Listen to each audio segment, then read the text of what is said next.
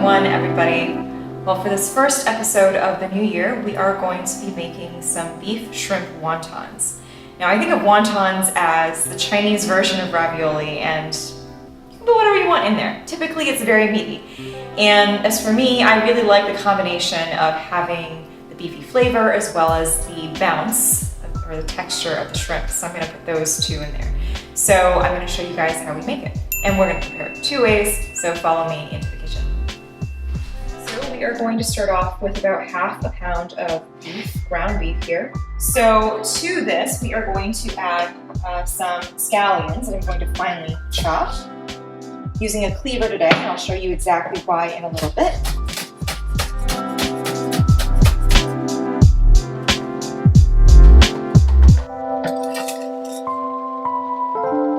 That in with our beef. Next thing we're going to do is grate some ginger. Take a microplane that you might use to grate cheese, for example, and just grate it.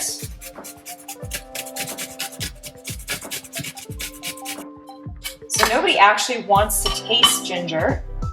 And so what we're going to do is actually take this, it's about 1 teaspoon of ginger, and we are going to squeeze it over the beef just to get the juices out.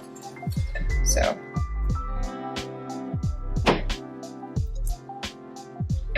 next thing we're going to do is take some shrimp. This is about half a pound of shrimp. It's a little shy. Size does not matter here as long as you have the right weight, because all we're going to do now is chop this up very, very finely. So definitely want to make sure the shells are removed, otherwise you're going to run into some issues. This is why I am using the cleaver, so I can have a bit more force.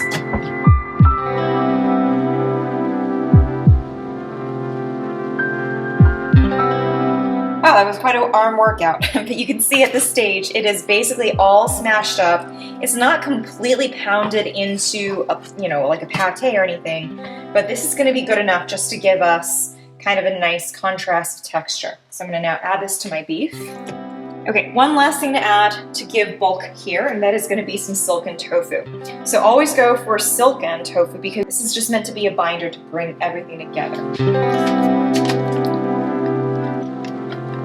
Okay, now we want to add some seasonings into this. So I have half a teaspoon of salt, in it goes.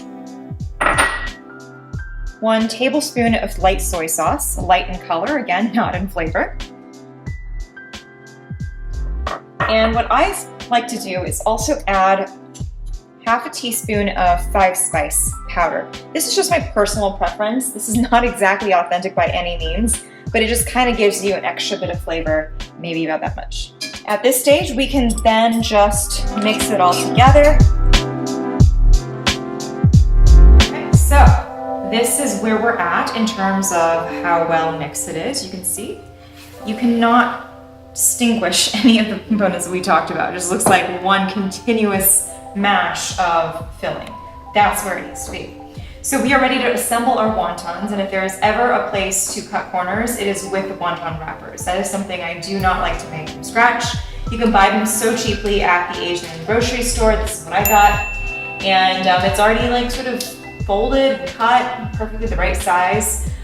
One thing to do though, if you are working with store-bought wonton wrappers, is to make sure you give yourself a little bowl of water right here, because you're gonna need that to seal the ends together. I've just lined 2 baking trays here with some aluminum foil so I can directly drop my folded wontons on top.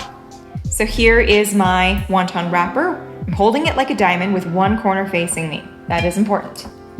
I am going to put a very big drop of the filling inside in the middle, wet the bottom 2 sides of the wonton wrapper, fold corner to corner upwards so that you have a triangle, hold the 2 sides and pinch really, really hard to shut the seams. Then with a thumb curled right there in the middle, tuck the 2 corners together and seal it shut by pinching, just like that. Wonton wrapper, hold it like a diamond with a corner facing you.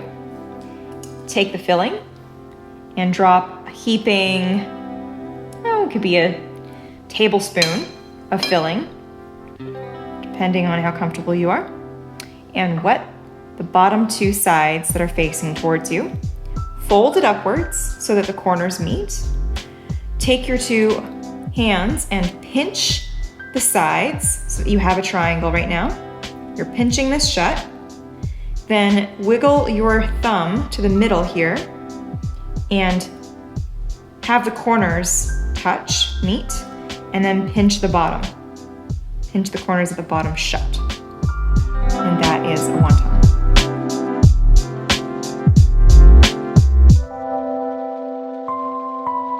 Okay, so you can see we are all done with our wontons. They are not uniform. Some of them are bigger, some of them are a little bit skinnier, but in any case, we managed to take all the filling that we made, which is about 1 pound of meat, into 1 pack of these wonton wrappers. I think we're going to cook half of these for dinner tonight. The other half I'm going to actually just freeze in the freezer. These keep really, really well in the freezer. To do that, what you want to do is stick the entire tray into the freezer first for about 10 minutes, just for it to harden on the outside.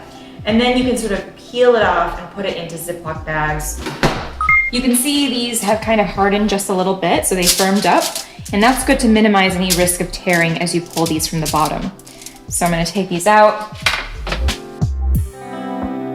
Freezing it this way also makes it easier later on when you are about to cook these up. You'll kind of have them already pre-portioned out for you. These are going to go back into the freezer. They now occupy way less room, and they are ready for you when you are planning to have your next meal. So to cook the wontons, you're going to need to boil in a pot of water. So what I have here is a pretty big pot with some filtered water, stove set to high, and I just needed this to come to a rolling boil.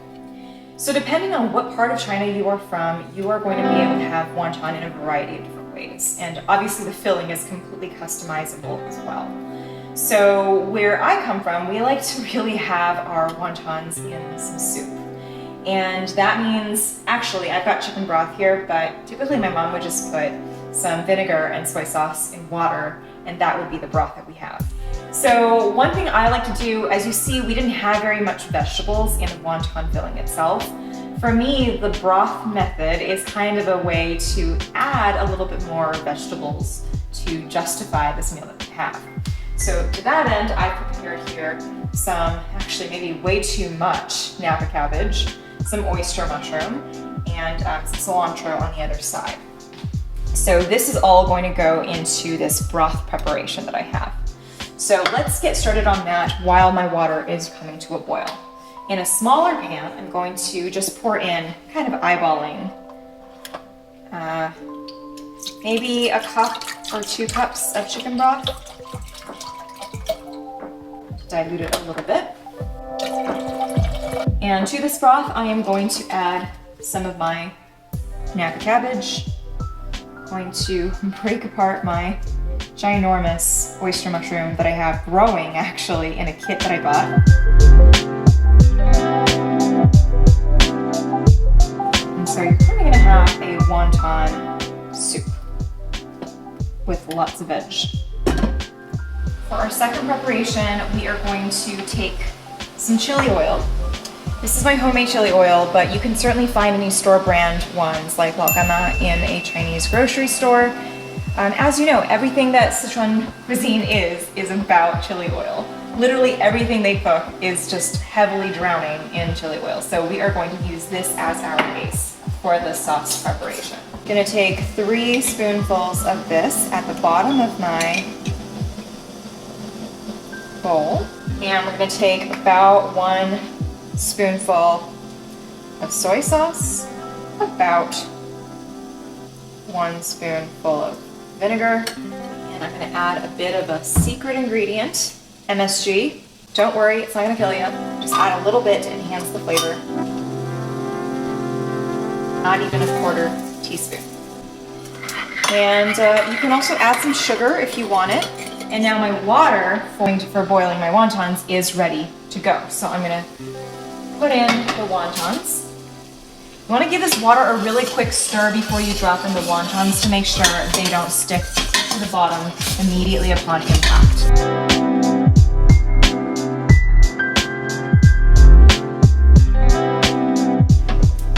Put on a lid and let it go for about 5 minutes. Okay, so our wontons have been boiling very vigorously for 5 minutes. So that is done, the stove is off.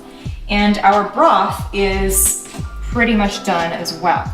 I'm gonna add a splash of soy sauce to it just to give it some extra flavor, but you can skip this step. And now all we need to do is assemble our wontons. So take a slotted spoon and fish up some wontons. And then I'm going to take a non-slotted spoon and pick up soup. Garnish with some cilantro. Now for the other Sichuan chaoshu preparation, have our chili oil here. Again, use a slotted spoon. Put in the wontons.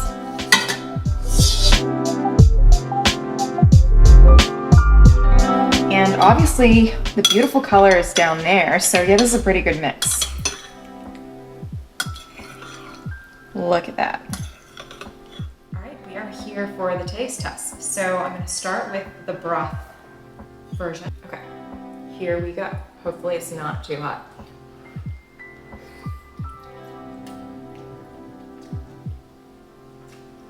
Oh my God. That is amazing. There is so much bounce from the shrimp, because you know when shrimp cooks up, it kind of like coils together and it gives you that springy texture. It has that savoriness from the beef, and the tofu just gives it that velvety feeling to sort of round out the whole thing.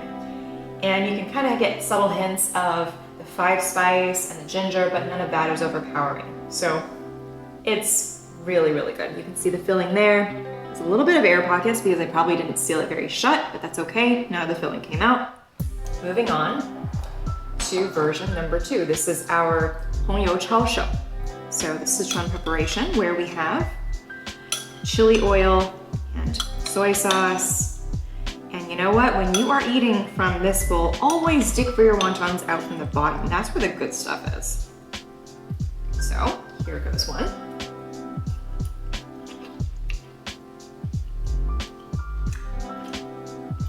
Oh yeah.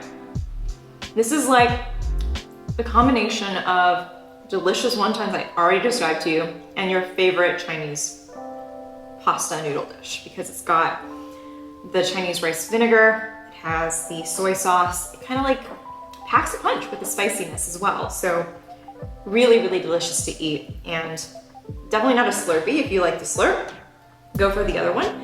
If you want something that's got a lot more spice, a lot more flavor, go with the红油抄手or the chili oil version. There's 50 of them. I probably could eat all of them in the same sitting, but that's probably not a good idea. So I'm gonna stop while I'm ahead, and thank you for watching this episode of Food Bites. I'll see you guys in the next video.